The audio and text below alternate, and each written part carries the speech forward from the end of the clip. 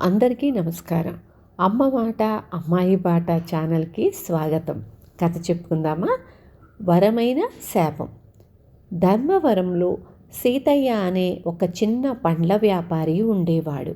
అతను పండ్ల తోటల యజమాను దగ్గర నుంచి ఆయా ఋతువుల్లో కాసే పండ్లు కొని చుట్టుపక్కల గ్రామాల్లో తిరిగి అమ్ముతూ ఉండేవాడు. ఒకనాడు సీతయ్య రామాపురం వెళ్ళాడు. ఆ రోజు ఆ గ్రామంలో సంత జరుగుతోంది. అతను సాయంకాలానికల్లా తెచ్చిన పండ్లన్నీ అమ్మేసి ఇంటికి బయలుదేరాడు.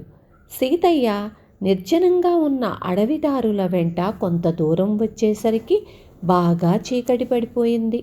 అతడికి హఠాత్తుగా తల మీద ఉన్న ఖాళీ తట్ట బరువెక్కిపోయినట్లు అనిపించింది. అతను ఈ వింతకు ఒక్క క్షణకాలం భయంతో కంపించిపోయి కాస్త ధైర్యం తెచ్చుకొని తట్టను కిందకు దింపి చూశాడు. తట్ట ఖాళీగా ఉంది. అంతా నా భ్రమ అనుకుంటూ సీతయ్య తట్టను తల మీద పెట్టుకుని 4 అడుగులు వేశాడు. మళ్ళీ తట్ట బరువెక్కిపోయింది. తట్టలో ఏదో దెయ్యం చేరిందన్న భయం కలిగింది సీతయ్యకు. సీతయ్య, భయపడుతున్నావా ఏం అన్న కంఠస్వరం అతడికి వినిపించింది. ఆ ప్రశ్న వింటూనే సీతయ్య లేని ధైర్యం కనబరుస్తూ, నేనా? భయపడటమా? అదేం లేదు. ఇంతకు నువ్వెవరివి? ఎక్కడి నుంచి మాట్లాడుతున్నావు అని అడిగాడు. ఇంతకు ముందు నీ మనసులో మెదిలింది వట్టి అనుమానం కాదు. నేను వనదేవతను. నీకు ఎలాంటి హాని కలిగించను. ఎంతో కాలంగా మనిషితో మోయించుకోవాలన్న కోరిక ఇప్పటికి నీ వల్ల తీరింది. నీకు ఏదైనా ఉపకారం చెయ్యదలిచాను. ఆ కనపడే రావి చెట్టే నా నివాసం. అక్కడి దాకా నన్ను ఇలాగే మోసుకుపో అన్నది వనదేవత.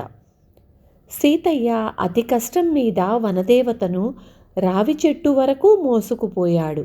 ఇక చాలు, తట్ట కిందికి దింపు అన్నది వనదేవత. సీతయ్య తట్టదించాడు. వనదేవత నీకేం కావాలో కోరుకో అన్నది.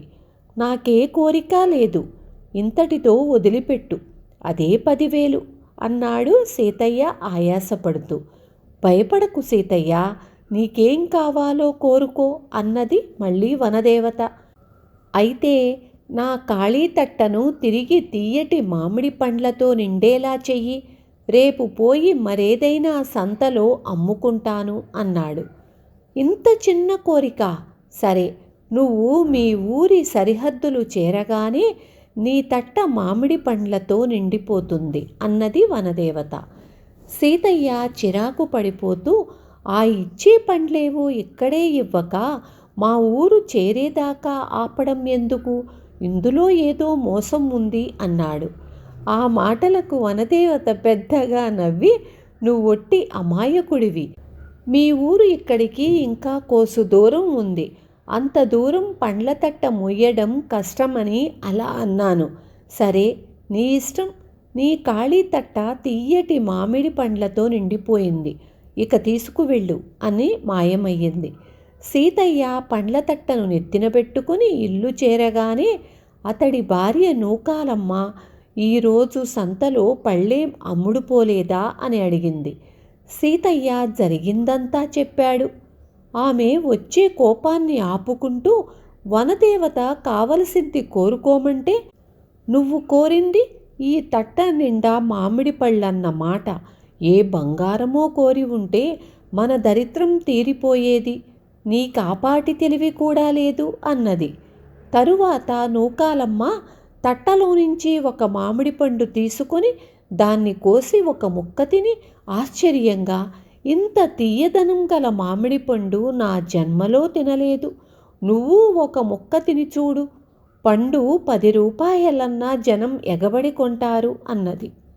ఆ మర్నాడు సీతయ్య వెంకటాపురం సంతకు వెళ్ళి అడిగిన వాళ్లకు మామిడి పండు ధర 10 రూపాయలని చెప్పసాగాడు.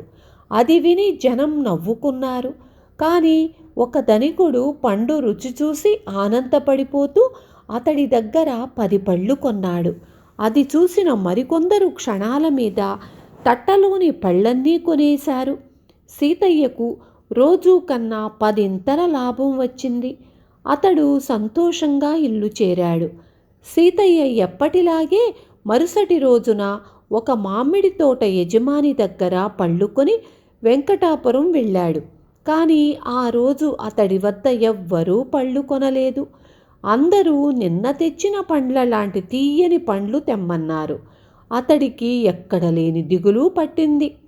చీకటి పడుతుండగా సీతయ్య బయలుదేరి వనదేవత కనిపించిన రావి చెట్టు దగ్గరకు వచ్చి పెద్ద గొంతుతో, ఓయ్ వనదేవత, నీవేదో మేలన్నావే, అది నాకు కీడుగా తయారయ్యింది అంటూ కేక పెట్టాడు. వనదేవత వెంటనే అతడి ముందుకు వచ్చి ఏం జరిగింది అని అడిగింది. సీతయ్య అంతా చెప్పాడు. వనదేవత సానుభూతి కనపరుస్తూ, అలాగా, సరే, మరేదైనా కోరుకో ఇస్తాను అన్నది. నాకు మణుగు బంగారం కావాలి అన్నాడు సీతయ్య. ఇచ్చాను, దాన్ని కాస్త జాగ్రత్తగా కాపాడుకో అంటూ వనదేవత మాయమయ్యింది. సీతయ్య మణుగు బంగారం ఉన్న తట్టను నెత్తిన పెట్టుకుని ఇంటి దారి పట్టాడు. అయితే దారిలో వీరభద్రుడనే గజదొంగ అతడికి తారసపడి మర్యాదగా ఆ మామిడి పళ్ళ తట్ట అక్కడ పెట్టి పారిపోని దారిన అన్నాడు. సీతయ్య వాడికి ఎదురు తిరిగి, నా ప్రాణం పోయినా సరే తట్ట మాత్రం నీకివ్వను అన్నాడు. ఒక తట్ట మామిడి పళ్ళ కోసం ప్రాణానికి తెగించటమేమిటా అని గజదొంగ ఆశ్చర్యపోతూ దుస్తుల్లో నుంచి కత్తి బయటకు తీశాడు. ఇద్దరూ కలయబడ్డారు. గజదొంగ వీరభద్రుడు చాలా బలవంతుడు. వాడికి సీతయ్యను చంపాలని లేదు. అతన్ని హడలు కొట్టేందుకు కత్తితో భుజం మీద చిన్నగా పొడిచాడు. సీతయ్య హడలిపోయి ఒక చావు కేక పెట్టి, ఒరే వీరభద్రుడు, నా నుంచి అంత బంగారం దోచుకొని నువ్వు బాగుపడవులే అంటూ అక్కడి నుంచి పారిపోయాడు. వీరభద్రుడు ఆ ప్రాంతాల పేరు మోసిన గజదొంగ అన్న సంగతి రాజుగారికి ఏనాడో తెలిసింది. ఆయన వాణ్ణి పట్టి ఇచ్చిన వారికి కానీ, లేక శవాన్ని అందచేసిన వారికి కానీ 1,00,000 రూపాయలు బహుమానం ఇస్తానని చాటింపు వేయించి ఉన్నాడు.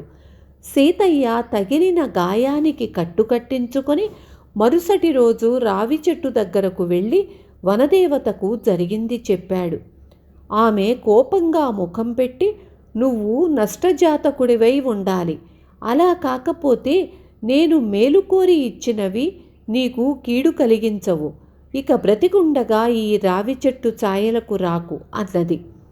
సీతయ్య కూడా కోపం తెచ్చుకొని, నువ్వు నా నెత్తి మీద తట్టలో కూర్చొని ఊరేగిన రోజు నుంచే నాకు ఈ కష్టాలు ప్రారంభమయ్యాయి.